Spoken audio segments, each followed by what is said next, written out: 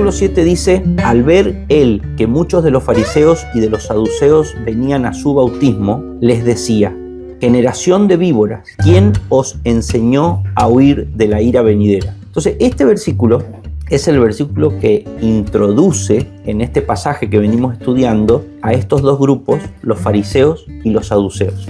El primer desafío que nosotros tenemos es entender qué es un fariseo, que se diferencia un poquito de los saduceos, pero las cosas en las que se diferencia son secundarias. Son cuestiones secundarias para nosotros hoy.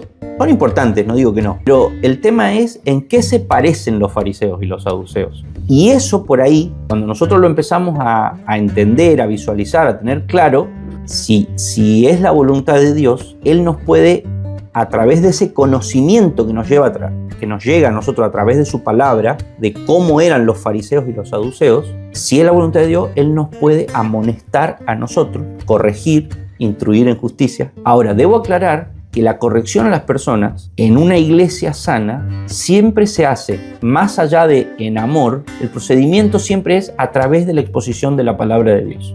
Porque es el Espíritu Santo el que hace la obra y la herramienta que utiliza el Espíritu Santo es la palabra de Dios. Nuestra tarea es exponer la palabra de Dios fielmente. Bien, esa sería la introducción.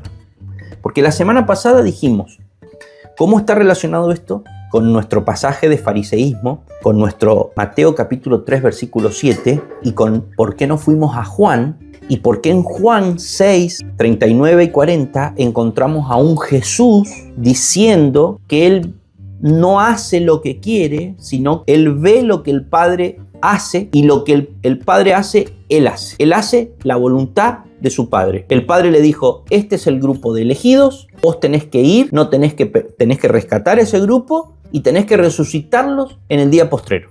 El día postrero es algún día más adelante, ¿sí? Que solo el Señor sabe cuál es. Y Jesucristo dice: yo soy Dios. Todo eso es lo que estuvimos estudiando la semana pasada, ¿sí? Porque habíamos visto ese pasaje donde Él hace un milagro y los fariseos van y lo cuestionan y le dicen: ¿cómo puede ser que vos violés las leyes judías que fueron dadas por Dios sanando a un enfermo durante el día de reposo? Y Jesús le dice: el tema es que como yo soy Dios, yo soy el Dios de esas leyes. Pero esto es lo que quiero que noten, hermano. Y por eso entramos por acá, por Juan 6, 39 y 40. El argumento de Jesús es: muchachos, ustedes me cuestionan porque yo sano a un enfermo en el día de reposo. Yo no puedo hacer otra cosa. No puedo no hacerlo. Más que yo fuera fanático del día de reposo como son ustedes, no puedo no hacerlo. ¿Saben por qué? Porque yo hago lo que veo hacer a mi Padre. O sea, es como que yo me levanto a la mañana, paso por la oficina del jefe y el jefe me da un listadito de lo que yo tengo que hacer hoy. Yo esta mañana cuando me levanté, Dios me habilitó que yo hoy sanara al enfermo. ¿Qué le voy a decir a Dios? No, Señor, acordate que hoy es el día de reposo. Mi Padre a esta hora trabaja, yo trabajo. Es el día de reposo, pero yo miro para arriba y veo a mi Padre trabajando. ¿Qué hago yo? Trabajo. Yo hago la voluntad de mi Padre. Si mi Padre hasta ahora está trabajando, yo trabajo. Y alguien preguntaría: ¿pero cómo? Entonces, está bien, eso exime a Jesús de la culpa de trabajar en día de reposo, pero inculpa a Dios. Jesús está inculpando a su Padre. Dios no puede tener culpa porque Dios es el dador de la ley, que lo culparía de infringir la ley. Él mismo, si Dios es culpable de infringir el día de reposo, hay una contradicción conceptual, porque Dios no puede ser culpable de una ley que Él mismo da. Él es el único que puede ir en contra de esa ley. Pero ahora, hermanos, hay algo más todavía. Que sanar en el día de reposo no va en contra de la ley de Dios, va en contra de las tradiciones de los fariseos. El problema es que los fariseos igualan sus tradiciones con la ley de Dios.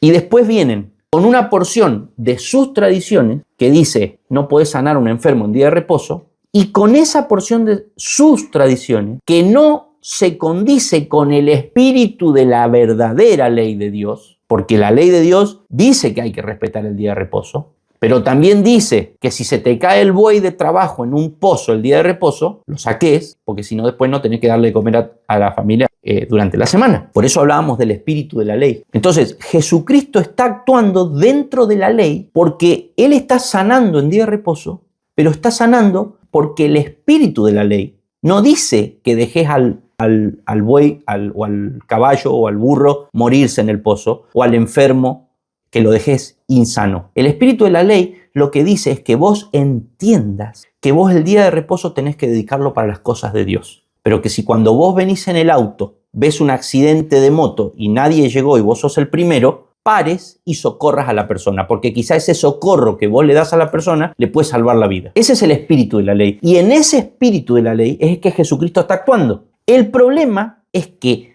el accionar de Jesús contradice la tradición de los fariseos, porque ellos le habían agregado a la ley sus reglamentaciones y ahí la habían corrompido. Y Jesús les dice, ustedes con tal de sobrecargar a la gente con reglamentaciones de la ley demasiado duras, demasiado detallísticas, terminan yendo en contra del espíritu de la ley. Jesús le dice a los fariseos, aprendan de mí, yo hago la voluntad de mi Padre. Ahí está la palabra clave. Yo hago la voluntad de mi Padre. Yo, que soy Dios, viste que en el capítulo 5 que leímos la semana pasada, él un montón de veces se iguala a Dios. Yo trabajo. Mi Padre trabaja, yo trabajo. Yo, que soy Dios, que pertenezco a esa Trinidad, que todos ustedes ya vieron en mi bautismo, las 3 personas de la Trinidad presentes, igual respeto que dentro de la Trinidad hay un sistema de subordinación intertrinitaria en donde el Hijo se somete al Padre y más el Hijo encarnado. Entonces, yo hago la voluntad de mi Padre. Mira, definición de fariseo dice. Lo que distingue un verdadero cristiano, un verdadero hijo de Dios, de un fariseo, lo que distingue un Caín de un Abel de un Caín, es que uno hace cosas buenas, según su criterio, se podría decir. El otro hace la voluntad de Dios, pero esta es la frase más importante de la definición, porque lo conoce, porque lo conoce. Entonces, vamos a ir de nuevo, Mateo 7, 21 y 22 y 23. No todo el que me dice Señor, Señor, entrará en el reino de los cielos, sino el que hace la voluntad de mi Padre que está en los cielos. Muchos me dirán en aquel día, Señor, Señor, hicimos cosas buenas. ¿No profetizamos en tu nombre y en tu nombre echamos fuera demonios y en tu nombre hicimos muchos milagros? Y entonces les declararé, nunca os conocí, apartaos de mí, hacedores de maldad. Lo que distingue un verdadero hijo de Dios de un fariseo, un Abel de un Caín, es que uno hace cosas buenas y el otro hace la voluntad de Dios porque lo conoce. Mateo 7:21 dice, solo entrará en el reino de los cielos el que hace la voluntad de mi Padre que está en los cielos, porque lo conoce. ¿A dónde dice acá el versículo porque lo conoce? Cuando Jesús les dice en el versículo 23 que ellos que hicieron muchas cosas buenas no pueden entrar al cielo porque no son conocidos por Dios. Dios no los conoce, lo cual obviamente significa que ellos no conocen a Dios. Como no conocen a Dios, no pueden comprobar cuál es la voluntad de Dios, buena, agradable y perfecta. Romanos capítulo 12, desde el versículo 1 en adelante. Así que, hermanos, os ruego por las misericordias de Dios que presentéis vuestros cuerpos en sacrificio vivo, santo, agradable a Dios, que es vuestro culto racional. No os conforméis a este siglo, sino transformaos por medio de la renovación de vuestro entendimiento, para que comprobéis cuál sea la buena voluntad de Dios, agradable y perfecta. En la versión NTV dice, si quieren escuchen simplemente, por lo tanto, amados hermanos, les ruego que entreguen su cuerpo a Dios por todo lo que Él ha hecho a favor de ustedes, que sea un sacrificio vivo y santo, la clase de sacrificio que a Él le agrada. Esa es la verdadera forma de adorarlo. Esa es la verdadera forma de adorarlo. Señor, pero en tu nombre nosotros hicimos muchas cosas buenas, pero hay una forma verdadera de adorarlo y hay otra que parece ser una forma de adorar a Dios porque está caracterizada por buenas acciones, por buenas apariencias. pero no es la verdadera forma de adorar a Dios. La verdadera forma de adorar a Dios es Romanos 12:2, versión NTV, no imiten las conductas ni las costumbres de este mundo, más bien dejen que Dios los transforme en personas nuevas al cambiarles la manera de pensar. Entonces, recién ahí, cuando se hayan sacado el mundo de su cabeza, cuando hayan hecho un cambio de prioridades, cuando hayan muerto y resucitado con Cristo, y Cristo sea en ustedes y no ustedes, y la carne esté sometida al señorío de Cristo, ahí aprenderán a conocer la voluntad de Dios para ustedes, la cual es buena, agradable y perfecta. El fariseo no puede, porque el fariseo es el tipo de persona que está en el círculo más lejano a Dios. Adentro de este círculo están todos los que están en Cristo. ¿Quién le parece a ustedes que está en este sector? Los que no están en Cristo. ¿Pero quiénes son estos? Bueno, yo, si me permiten a mí, porque esto es quizá una invención mía, así que no puedo ser dogmático en esto, no puedo ser tajante, yo quiero poner que acá están los inconversos, pero si se quiere, los inconversos no religiosos. En realidad eso no existe porque todos tenemos una religión. Todo ser humano tiene una religión. Ahora, yo me refiero a los inconversos no religiosos queriendo hacer alusión a las personas. No están en Cristo. Estos que están en Cristo son los verdaderos, los que han sido regenerados, o sea, los que están en Cristo. No los que ellos dicen que están en Cristo, sino los que Dios dice que ellos están en Cristo, ¿sí? Estos son los postas.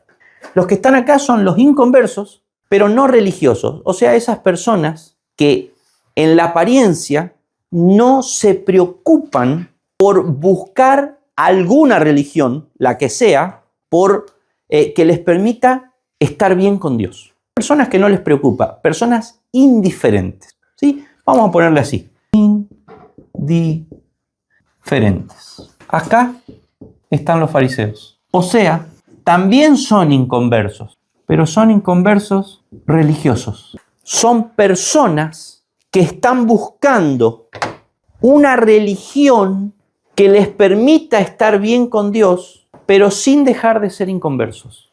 Por supuesto no lo van a decir, porque no lo saben ellos eso. Ellos están engañados.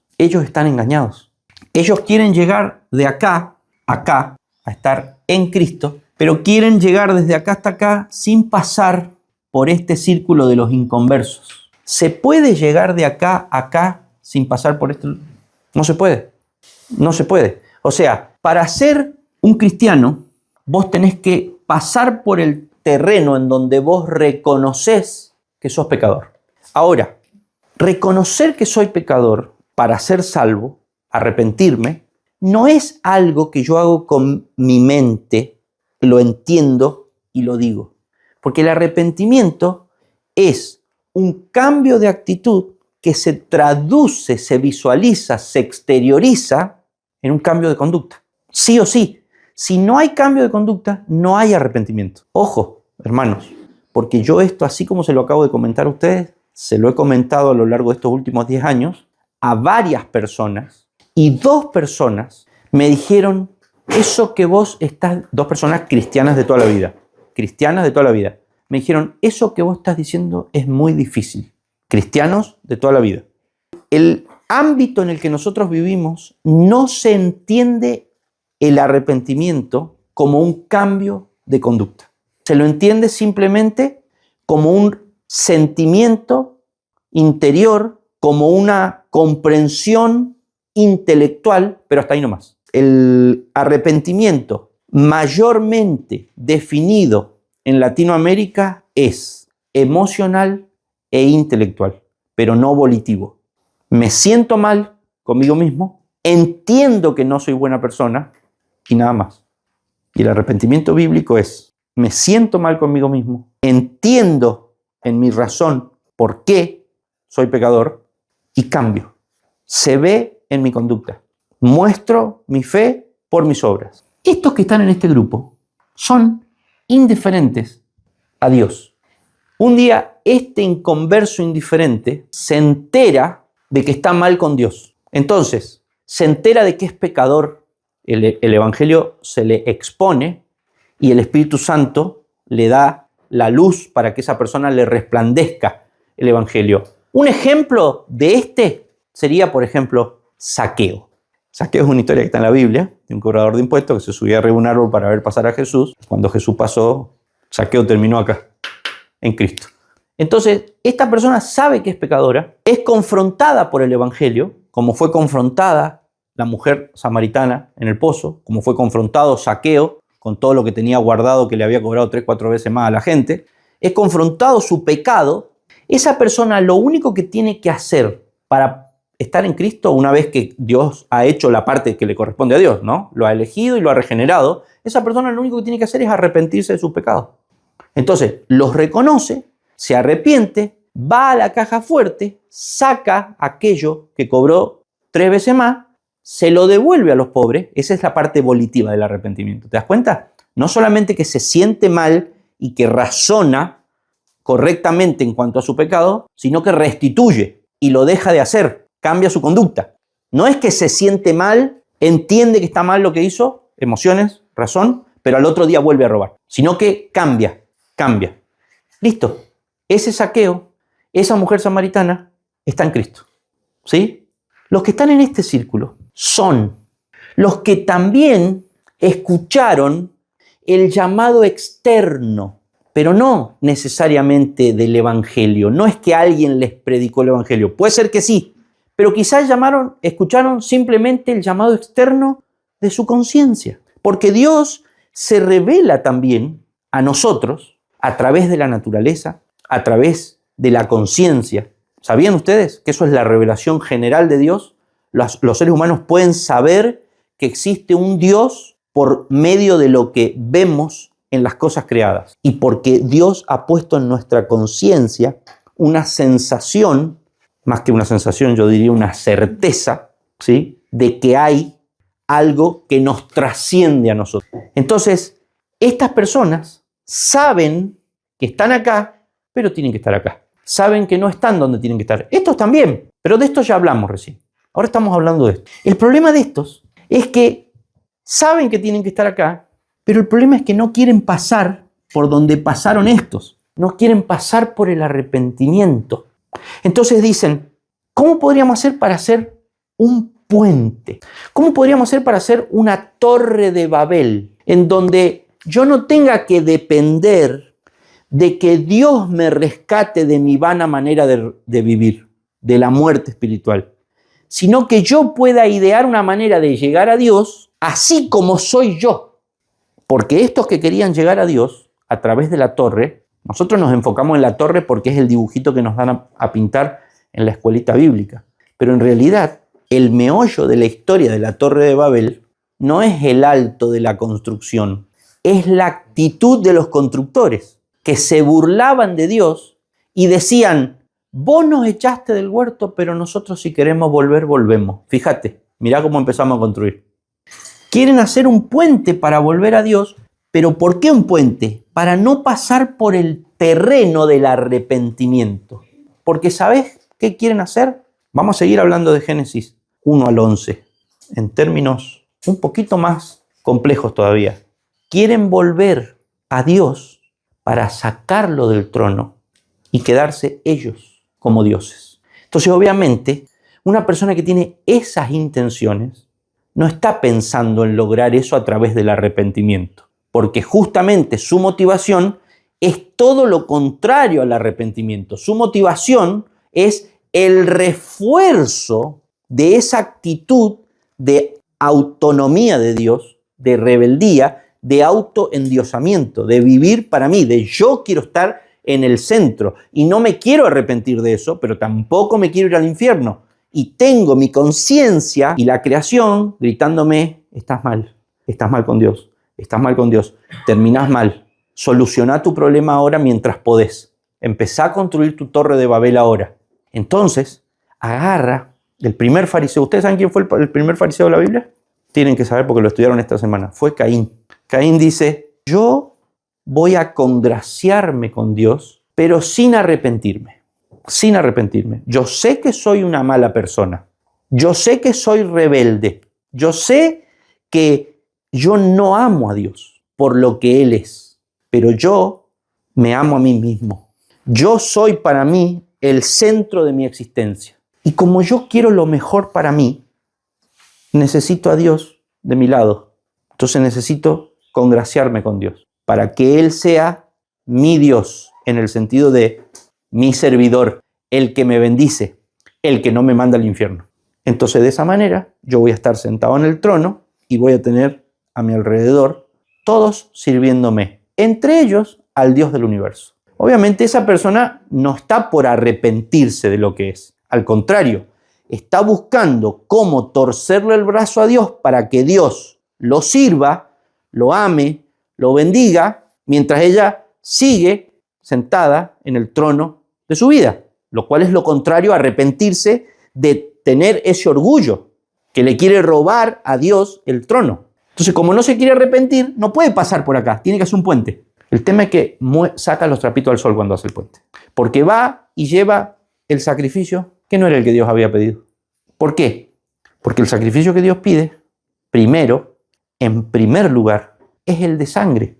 ¿Por qué? Porque ese es el sacrificio que glorifica a Dios. ¿Por qué? Porque el sacrificio de sangre, que es el que sí llegó a Abel, es el que simboliza la sangre del que verdaderamente va a rescatarnos del pecado. Entonces Dios dice, tráiganme un sacrificio de sangre, porque ese sacrificio de sangre está representando a mi hijo, que yo lo voy a dar en rescate por sus pecados. Y yo quiero hacer eso porque yo quiero que mi hijo sea glorificado.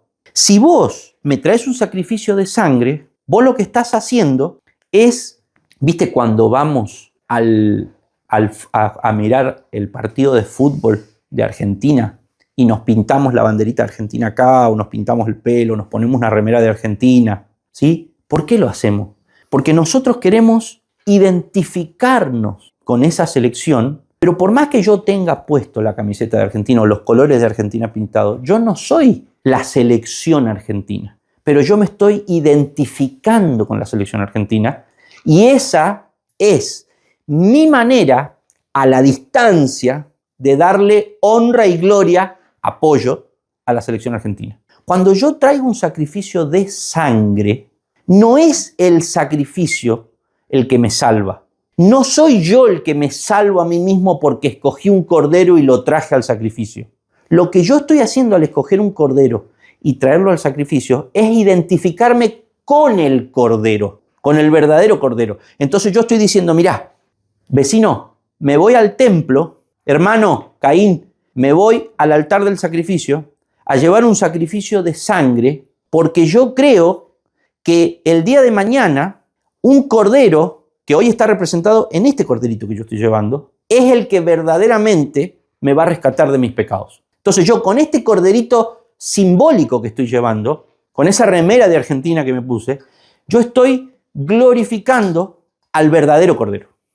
El que hace eso ha reconocido sus pecados. Si no, no lleva un sacrificio de sangre, que es un sacrificio para cubrir los pecados. ¿Por qué Caín no trajo sacrificio de sangre y trajo sacrificio vegetal? Porque eso era una ofrenda. Era una ofrenda a Dios que venía en segundo término, luego de haber ofrecido un sacrificio a Dios por los pecados. Cuando el sacrificio animal te limpiaba de tus pecados, por supuesto, simbológicamente, entonces vos ahí limpio estabas en condiciones ahora de ofrecer una ofrenda a Dios, que podía ser, como fue después del Sinaí en adelante, una ofrenda vegetal, los panes de cebada, las primeras cosechas, etc. ¿Por qué Caín se salteó el sacrificio de carne y trajo directamente la ofrenda a Dios? Porque él estaba queriendo congraciarse con Dios sin reconocer sus pecados. Sin reconocer sus pecados. ¿Saben por qué no quería reconocer sus pecados? Porque ustedes no vienen a mí porque sus obras son malas. Ustedes quieren quedarse en esas obras. quieren ir a Cristo, pero sin dejar sus pecados. ¿Se entiende? Es muy sencillo el concepto que estoy explicando. El problema es que nos invade. Nosotros vivimos en eso.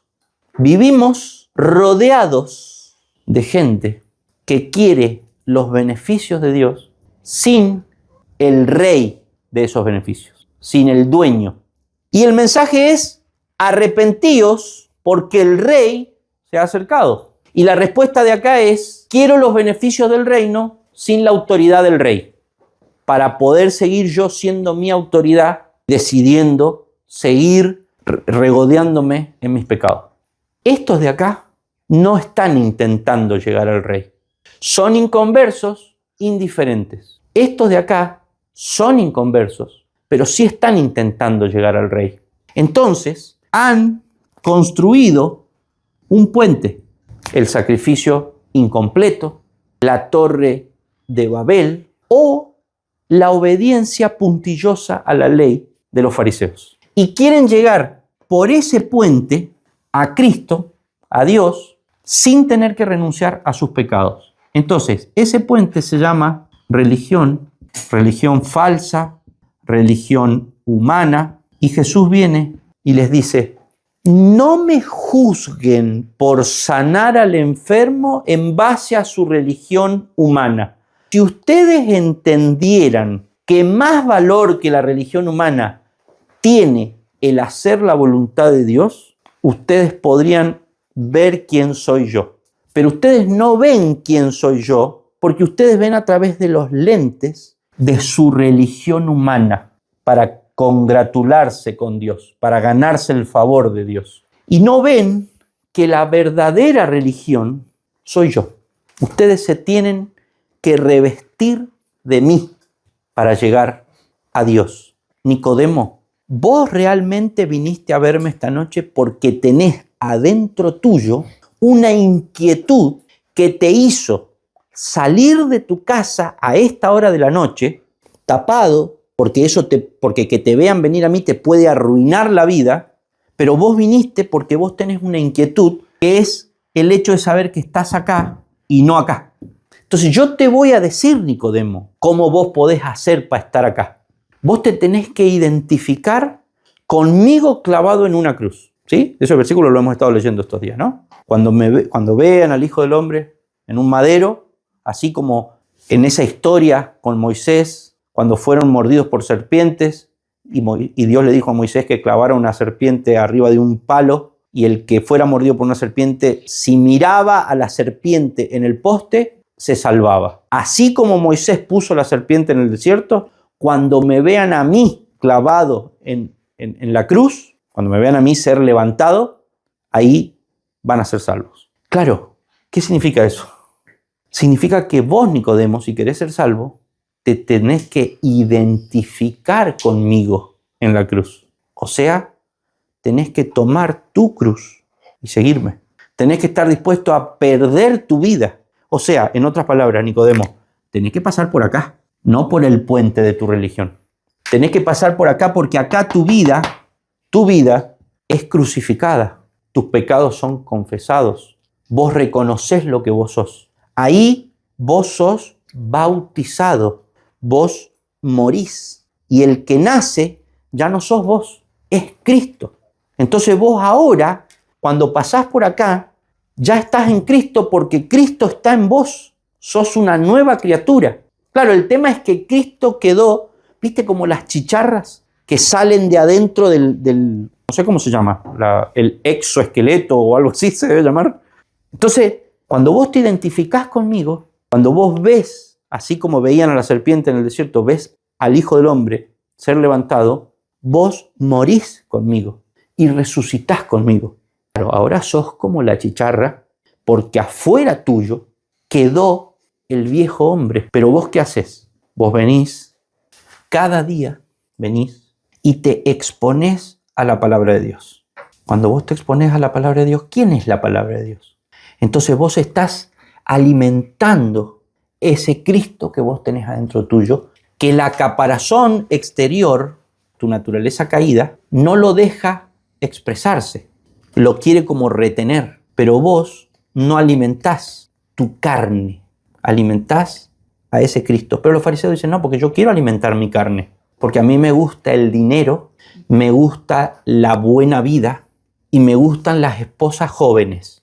Literal, hermano, no es chiste lo que estoy diciendo.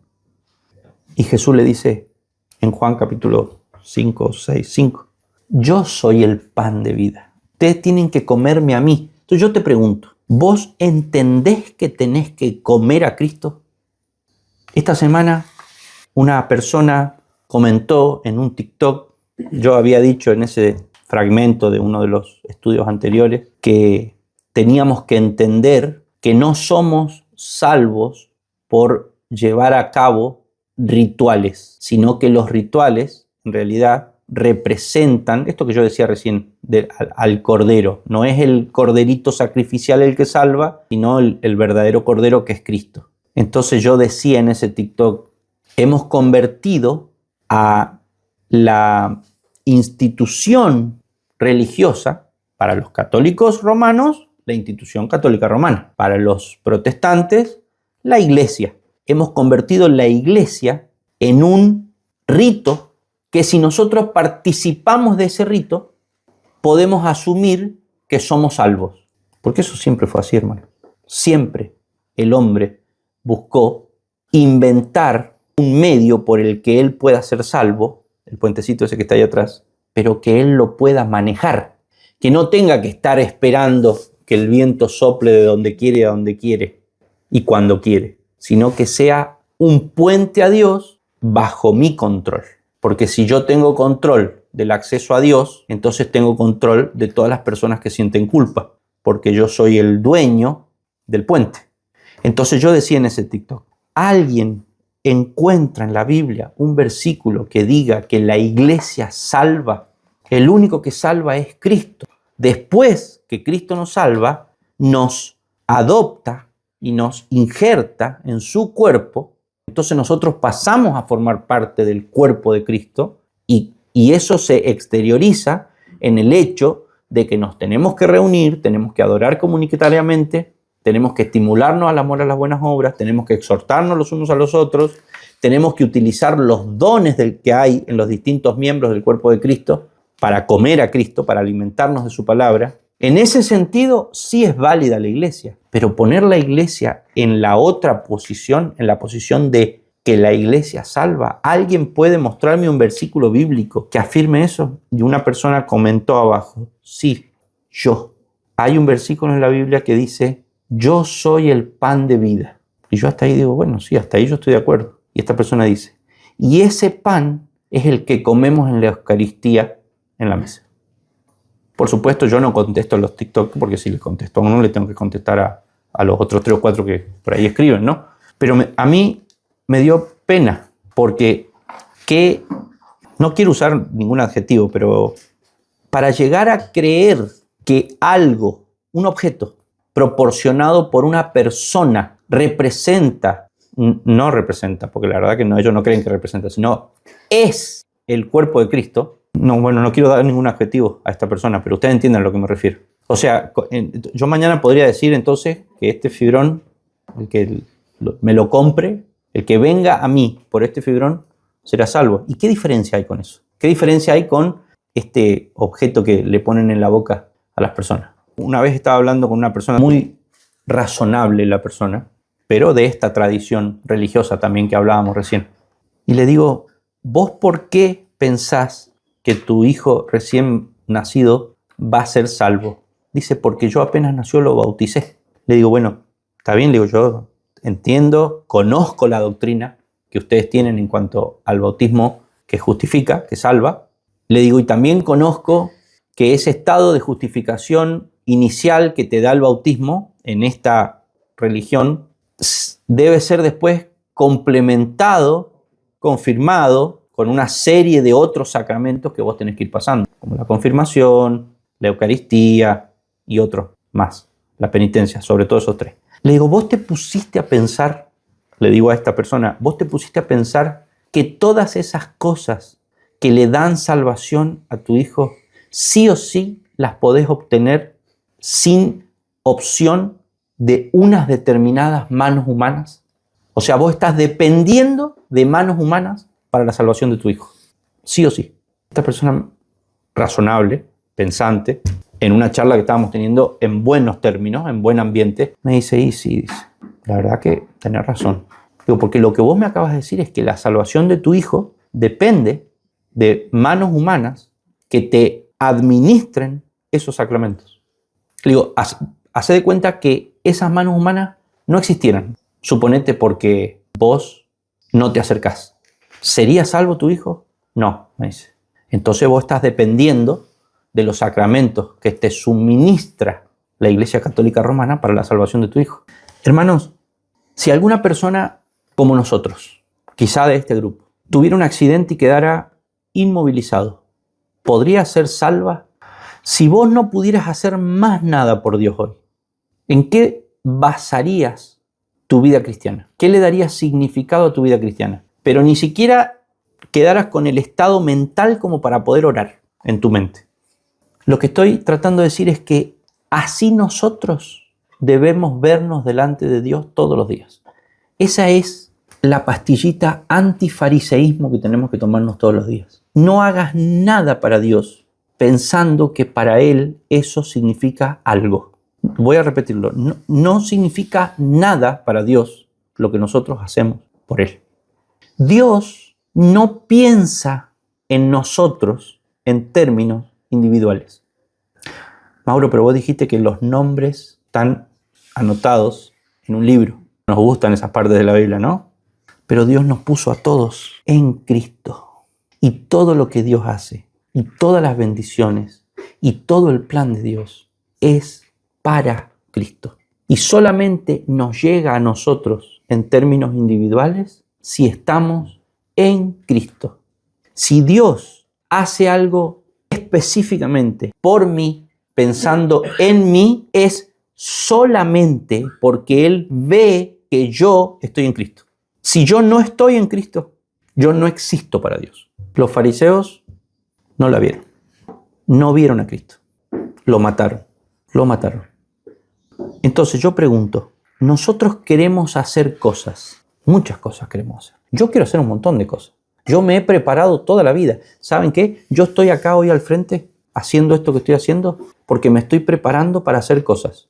Me he preparado toda mi vida para hacer cosas. Para Dios.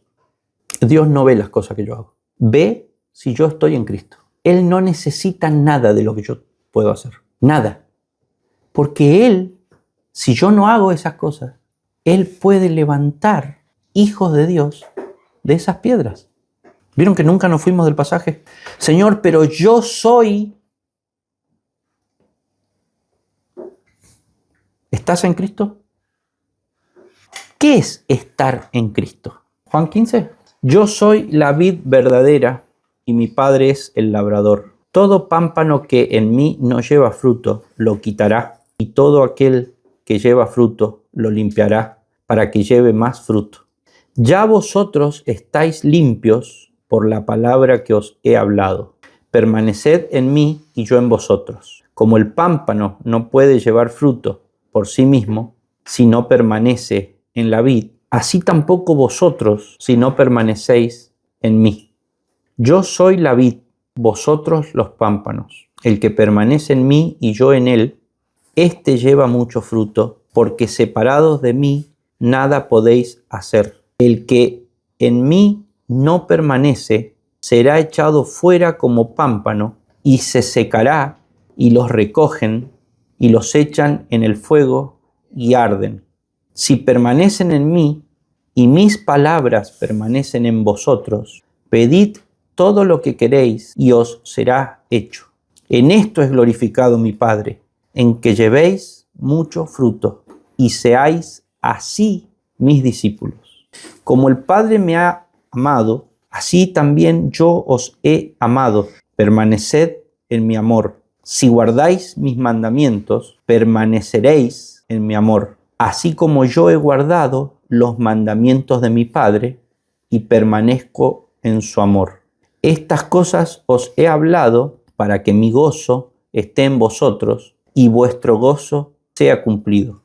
Este es mi mandamiento, que os améis unos a otros, como yo os he amado. Nadie tiene mayor amor que este, que uno ponga su vida por sus amigos. Vosotros sois mis amigos si hacéis lo que yo os mando. Ya no os llamaré siervos, porque el siervo no sabe lo que hace su señor, pero os he llamado amigos, porque todas las cosas que oí de mi Padre os las he dado a conocer. No me elegisteis vosotros a mí, sino que yo os elegí a vosotros y os he puesto para que vayáis y llevéis fruto, y vuestro fruto permanezca, para que todo lo que pidiereis al Padre en mi nombre, Él os lo dé. Esto os mando, que os améis unos a otros. Así que, hermanos, os ruego por las misericordias de Dios que presentéis vuestros cuerpos en sacrificio vivo, santo, agradable a Dios, que es vuestro culto racional. No os conforméis a este siglo, sino transformaos por medio de la renovación de vuestro entendimiento, para que comprobéis cuál sea la buena voluntad de Dios, agradable y perfecta. ¿Y qué tal si Dios me dice que yo no voy a ser salvo? ¿Yo seguiría intentando llevar la vida cristiana que llevo y tener las aspiraciones que tengo de crecimiento, de servicio, si Dios me dijera que yo no voy a ser salvo? Eso que teológicamente no es correcto y no va a pasar, pero a mí me sirve para examinar mis motivaciones. Yo no soy un fariseo, pero cada vez que me examino, siempre encuentro en mí motivaciones mezcladas con las buenas motivaciones, pero motivaciones que son características de un fariseo. Entonces, cada vez que yo pienso en eso, detecto el fariseo adentro mío, detecto las reminiscencias, el orgullo. Y es totalmente bíblico porque Jesús dice, vos, para ganar tu vida, tenés que estar dispuesta a perderla. Y es lo mismo que yo estoy diciendo.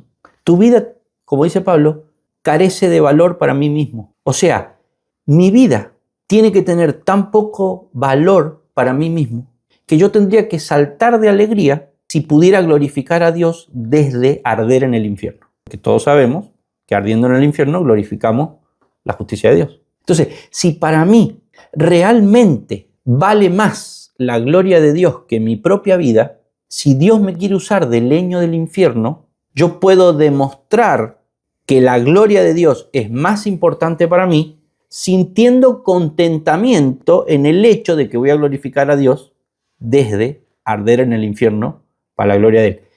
Pero el pasaje bíblico dice que yo tengo que estar dispuesto a perder mi vida. Claro, después nosotros, cuando estudiamos teología, sabemos que para estar dispuestos a perder nuestra vida es porque nos ha resplandecido la luz del Evangelio, porque Dios nos ha elegido, porque Dios nos ha regenerado y porque nos ha puesto en Cristo. Entonces, ojo hermanos, ojo, déjenme que cierre. Nadie va a arder en el infierno estando contento porque de esa manera está glorificando a Dios. Porque si arde en el infierno y glorifica a Dios, porque de hecho eso es así, pero no va a estar contento porque para estar contento porque le está dando la gloria a Dios tiene que haber sido regenerado, y si ha sido regenerado nunca va a ir al infierno. ¿Se entiende? Pero nosotros, si hemos sido regenerados, vamos a ser salvos y vamos a estar en Cristo y por ende en la presencia de Dios por toda la eternidad, pero en ese estado vamos a valorar nada nuestra vida al punto de que en ese estado en donde sí estamos vivos espiritualmente, podemos estar contentos de que si nos tocara estar en el infierno, entendemos en la teoría que eso serviría para glorificar a Dios. Nunca lo vamos a estar, porque si hemos sido regenerados, no vamos a ir al infierno. Pero estando en Cristo, tenemos que valorar nuestra vida lo suficientemente poco, nada, como para que Cristo tenga todo el valor y nosotros nada. Al punto de que si tuviéramos que estar en el infierno para la gloria de Cristo, aunque eso no vaya a pasar, lo entendemos. Le di una vueltita más de tuerca a este pensamiento y metí en esta idea a nuestros hijos. Una persona que valora más la gloria de Dios que su propia vida, sí o sí tiene que haber sido regenerada, porque si no es imposible. Si no, no tiene a Cristo y por lo tanto tiene solo su carne caída. Y la carne no valora a Cristo, se valora a sí mismo. Estamos muertos en nuestros delitos y pecados, ¿sí? Entonces una persona que valora a Cristo y su gloria más que su propia vida es una persona que tiene vida espiritual, que le ha resplandecido el Evangelio, que ha sido regenerada. Y esa persona valora más la gloria de Dios que su propia vida. ¿Qué pasa si a esa persona se le comunica que su hijo no va a ser salvo? Que su hijo va a glorificar a Dios desde arder en el infierno. Pregunto, esa persona que es salva, supuestamente, porque ahora que le dieron la noticia, se va a ver si es salva o no es salva. Esa persona que cree que es salva, ¿sigue valorando más la gloria de Dios que la muerte eterna ardiente de su hijo? Y eso es lo que Dios puso adelante de Abraham, el padre de la fe. Eso es lo que Dios puso adelante de Cristo. Eso es Dios. Si vos no estás dispuesto a dar a tu hijo para la gloria de Dios, no sos cristiano. Porque estás valorando tu vida. Tu hijo no es tu vida. Isaac no era la vida de Abraham. Jesús no era la vida de Dios. Ahora resulta que nos enteramos que todos los que son nuestros héroes dieron la vida de sus hijos. O sea, su propia vida. Porque todos decimos, yo doy la vida por mi hijo. Sí, pero ¿vos das a tu hijo? Considero que esas son buenas preguntas para hacerse. Una porque son bíblicas y otras porque son la quimioterapia en contra del fariseísmo. Si nosotros vamos ahora y leemos Mateo capítulo 3, del 7 al 12, ya nos va a empezar a sonar distinto. Sí, cuando nosotros leemos generación de víboras, ¿quién les enseñó a huir de la ira venidera? Haced pues frutos dignos de arrepentimiento. La voluntad de Dios, no cosas buenas. Y no penséis decir dentro de vosotros mismos, a Abraham tenemos por padre. Ese es el puentecito, la religión propia. Porque yo les digo que Dios puede levantar hijos de Abraham aún de estas piedras. ¿Viste? Yo me visualizo a mí como que yo no puedo hacer nada para Dios. Puedo, no es que no puedo, hermanos. Y no voy al si puedo o no puedo, sino al si para mí es necesario, es porque entonces todavía mi humildad necesita ser trabajada. Yo puedo hacer cosas para Dios, pero yo no necesito hacer cosas para Dios para sentirme algo, porque Él no necesita nada de mí. Que Dios nos ha dado en Cristo todo lo que nosotros necesitamos para la vida y la piedad. Que en Cristo tenemos todo, que en Cristo estamos completos. ¿Pero qué significa eso? No te creas nada. No te creas nada. Por eso a mí esto de servirme, de visualizarme a mí postrado, a mí me ha servido un montón. Porque yo me pregunto, ¿qué significado seguiría teniendo mi vida cristiana si yo de repente quedara postrado? Y yo necesito no estar postrado para que mi vida cristiana tenga significado. ¿Viste? Y si necesito no estar postrado es porque yo estoy basando de alguna manera mi vida cristiana en alguna prestación que yo pueda tener. Y si estoy postrado no tengo ninguna prestación. Eso a mí me ha servido. Espero que a ustedes les sirva, hermano. Bueno, ya está. Creo que por lo menos yo ya dije todo lo que quería decir por hoy.